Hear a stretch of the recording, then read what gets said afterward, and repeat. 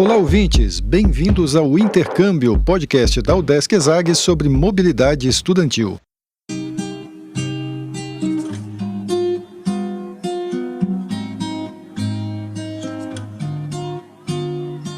A gente vai falar hoje sobre um programa muito legal na Espanha, voltado para jovens da América Latina. A ideia é formar lideranças jovens que transformem a função pública nesses países, mas é aberto a estudantes de graduação de qualquer área. E tudo de graça: curso, passagens, hospedagens, atividades ao ar livre. Interessou, né? Vem com a gente!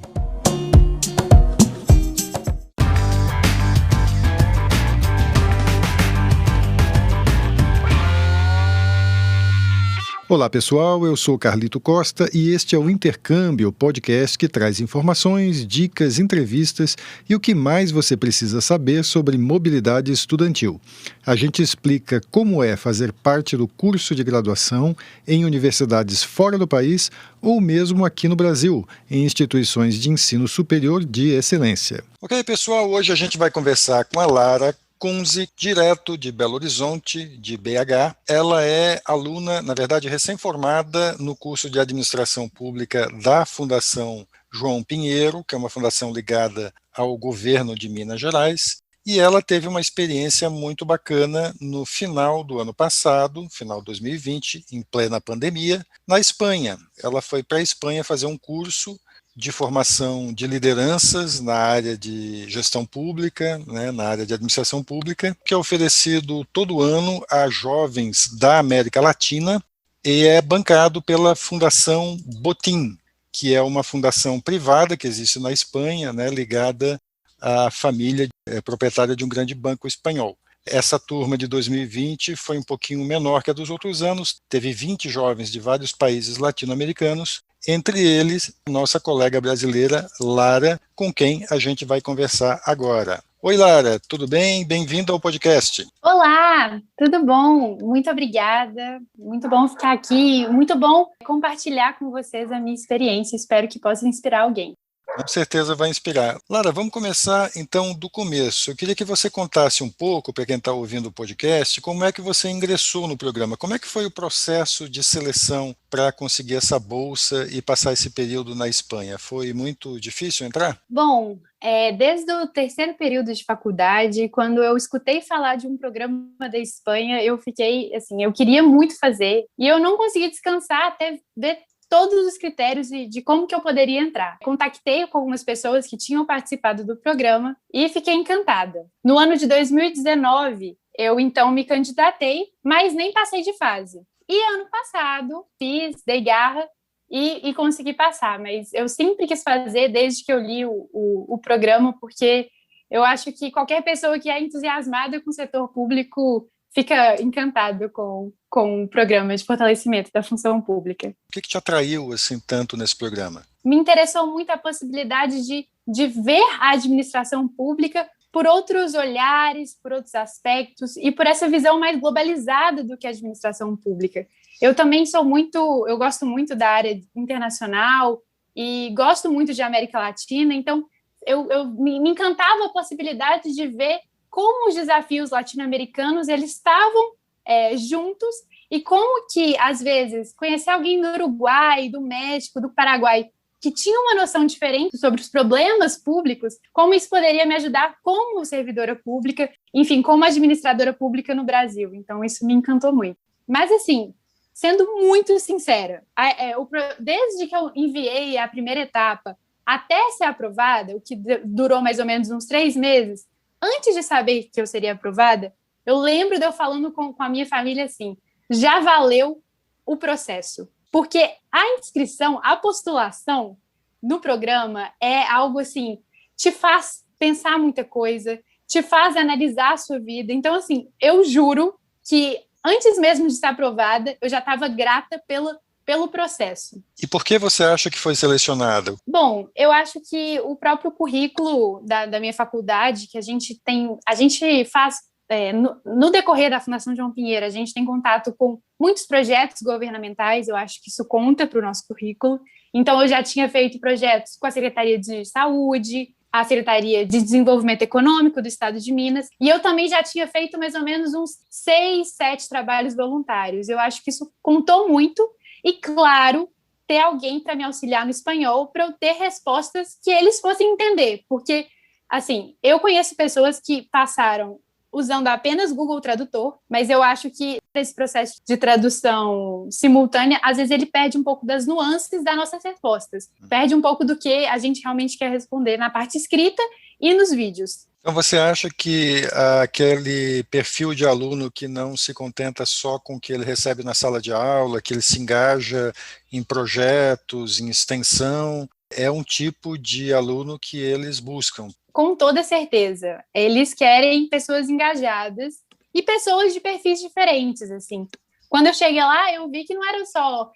tinham pessoas que tinham uma pegada mais criativa, tinham outras pessoas que tinham uma pegada mais gerencial, mas eram pessoas engajadas, que gostavam muito de fazer voluntariado, que gostavam muito de fazer intercâmbios, de conhecer outras pessoas e bem articuladas. Tem muita gente que, quando pensa em fazer intercâmbio, pensa assim, pô, mas eu não tenho grana, como é que eu vou viajar e me manter lá? Como é o suporte que esse programa dá para vocês? Vocês recebem bolsa, passagem? Bom, para essas pessoas, eu tenho uma notícia muito boa, que o programa ele é de graça, ou praticamente de graça para quem passa. A Fundação Botim, ela arcou com as minhas passagens, ida e volta, arcou com a hospedagem, com toda a alimentação, com todos os passeios, e ainda deu para a gente material. É uma experiência completa e que eles arcam tudo. Conta pra gente como é que foi as primeiras atividades aí do programa, quando você chegou.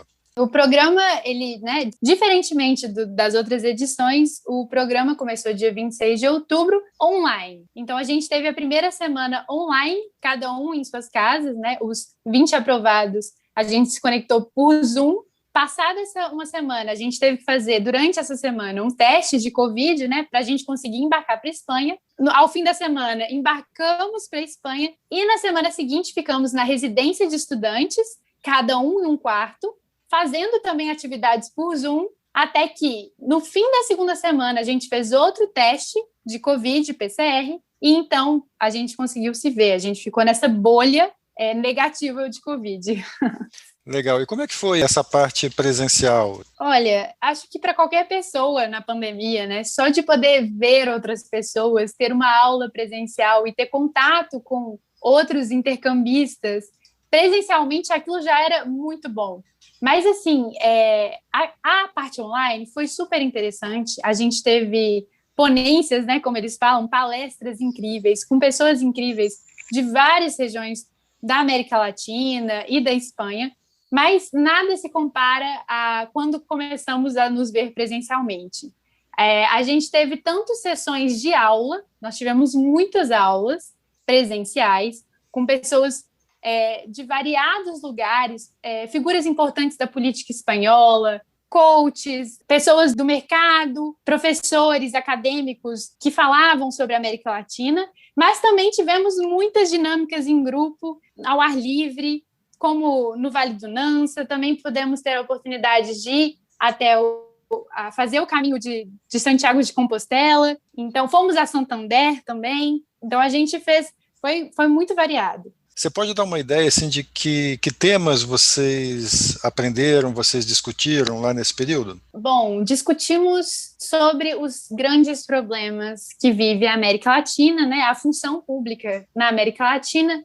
Então, muitas discussões sobre pobreza, sobre desigualdade, sobre inovação no setor público, rondava aí. E depois desse período em Madrid, então, vocês foram para o norte da Espanha. Conta pra gente como é que foi esse período lá. Depois de Madrid, fomos ao norte da Espanha, na região da Cantábria, tanto ao Vale do Nansa, que é uma região agrícola desse estado, onde fizemos o chamado Outdoor Training, que a gente fez várias dinâmicas de liderança ao ar livre, como também fomos à capital da Cantábria, a cidade de Santander, a cidade portuária de Santander, que não é à toa, onde nasceu a Fundação Botim. E lá a gente teve, por volta de 3, 4 dias, várias palestras, várias dinâmicas, numa região que é maravilhosa, e a gente ficou lá no Centro Botim de Santander também. Vocês fizeram atividades mais práticas nessa parte, então? Eram coisas ao ar livre? Conta um pouquinho como era o clima lá. Então, uma coisa que me surpreendeu muito, algo que me surpreendeu demais no programa, foi o tanto que eles se preocupam com a área humana, o quanto eles se preocupam com nós, enquanto indivíduos, enquanto líderes da função pública. Então, a gente teve muitas dinâmicas de autoconhecimento para conhecer como que é o nosso desempenho em atividades em grupo, e também várias dinâmicas sobre arte, sobre autoexpressão, sobre vocação, sobre o que é liderança também, né? Porque, principalmente, diferenciar aquela ideia clássica, e é muito errônea, de que um líder é apenas um chefe. Não, o líder ele pode ser qualquer coisa, ele pode ser uma pessoa, uma mente criativa, que pode ser um executor, uma pessoa que escuta. Então, a gente treinou muito essas habilidades, tanto de forma prática, de forma lúdica, e é isso que a gente fez no Vale do Nansa. A gente fez vários desafios, várias dinâmicas, gincanas ao ar livre, que levaram a gente, às vezes, até exaustão, mas que, no final, fez a gente se autoconhecer, assim, muito. E nesse contexto aí entra o trecho do Caminho de Santiago também, que vocês fizeram por lá, é isso? Isso. Logo após o Vale do Nansa, a gente foi para Santiago de Compostela, e durante o caminho também a gente refletiu muito sobre o nosso papel no mundo, o nosso papel enquanto futuros servidores públicos, e o porquê estávamos lá, né? O porquê daquilo tudo, e por que a gente se inscreveu, e o que a gente queria a partir daquele ponto. E lá do norte da Espanha, o que aconteceu? Vocês voltaram já encerraram o programa? Como é que foi? Então, retornamos a Madrid, onde ficamos por mais 3 semanas assistindo palestras, agora numa fase um pouco mais acadêmica. Ainda que a gente tivesse, sim, atividades lúdicas em Madrid, mas em menos quantidade. O que você pode dizer do que essa experiência transformou em você? Eu sinto que a experiência me deu muito a sensação de que eu poderia realmente fazer o que eu quisesse, que eu poderia realmente impactar algo imenso com a América Latina. Eu sempre tive o sonho de trabalhar com a América Latina, de trabalhar com transformação social, mas eu nunca tinha visto que aquilo era possível. E na Espanha eu senti muito uma sensação de empoderamento e de, poxa, eles acreditam muito na gente, eles depositam muita confiança na gente. Eles dão as ferramentas, mas eles também dão essa noção de que, sim, eu sou uma jovem brasileira, mas que eu consigo impactar, e impactar muito, e conhecer muitas pessoas incríveis. Então, eu sinto que, no final, o programa me deu uma noção maravilhosa de que é possível mudar as coisas e que eu posso ser agente da mudança. Vocês continuam tendo contato, vocês continuam tendo ações ligadas ao programa? Sim, sim, eu diria ainda que é um programa que ele nunca termina, né? Todo mundo que eu conversei fala que o programa ainda está no coração, mas não só por isso, porque aproximadamente de 5 em 5 anos há uma retomada de todos os egressos. Por exemplo, 2 anos atrás, em Cartagena de Índias, lá na Colômbia, eles fizeram um encontro dos egressos, em que muitos foram a Cartagena. Eles pagaram, inclusive, um hotel, a hospedagem para todo mundo. E não só os encontros, mas eles também nos incentivam a fazer redes. Então, a gente tem a rede brasileira, inclusive, que é a Rede Vocari, em que todos os egressos do programa, a gente tem um grande grupo, e com projetos e várias atividades que a gente faz ainda depois do programa. E além disso, eles também pedem para que, ao fim do programa, a gente exerça pelo menos 250 horas no ano seguinte de atividades relacionadas com a função pública. Então, para a gente realmente formar no programa, depois do programa é preciso que a gente aplique os nossos conhecimentos em algum projeto social que tenha causas na América Latina.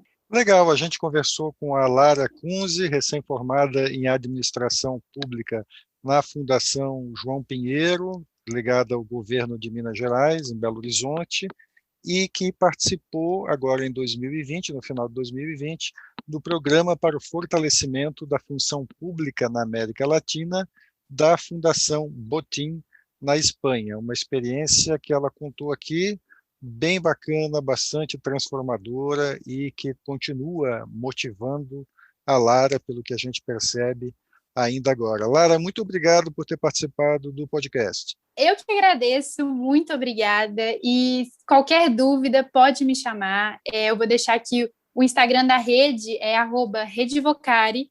E também estamos no LinkedIn, no Facebook. E o meu Instagram é @laracunzi e o meu LinkedIn também, laracunzi. Pode me chamar, qualquer dúvida, se precisar de qualquer ajuda, pode chamar. Legal, a gente vai deixar esses contatos aqui na descrição do episódio, então, no podcast, para facilitar aqui para as pessoas. Legal. Isso, e não se esqueçam de se inscrever, gente, vale muito a pena.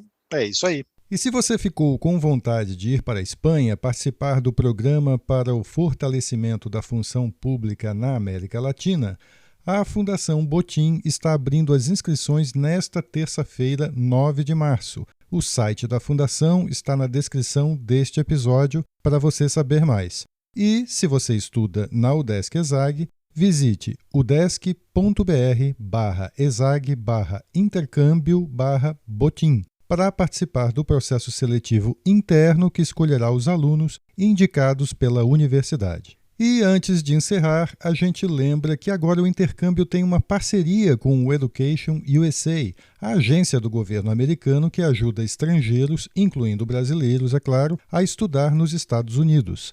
Na semana que vem tem mais um mini episódio especial, aqui mesmo no canal do podcast Intercâmbio. Você pode ouvir todos os episódios do Intercâmbio e do Educast USA procurando pelo podcast Intercâmbio no Spotify, Deezer, Apple e Google Podcasts, Audible, Amazon Music e até no YouTube. Os links para ouvir em todas as plataformas estão na bio do nosso Instagram. Segue lá o @intercâmbio-podcast, tudo junto.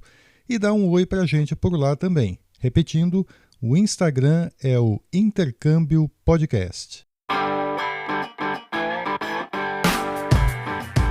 Este é o podcast Intercâmbio, uma produção do Centro de Ciências da Administração e Socioeconômicas, a ESAG, da Universidade do Estado de Santa Catarina, em parceria com a rádio UDESC-FM. Eu sou Carlito Costa e faço a produção e apresentação do podcast. A edição é de Matheus Mira. Muito obrigado a você que nos ouviu e até o próximo episódio.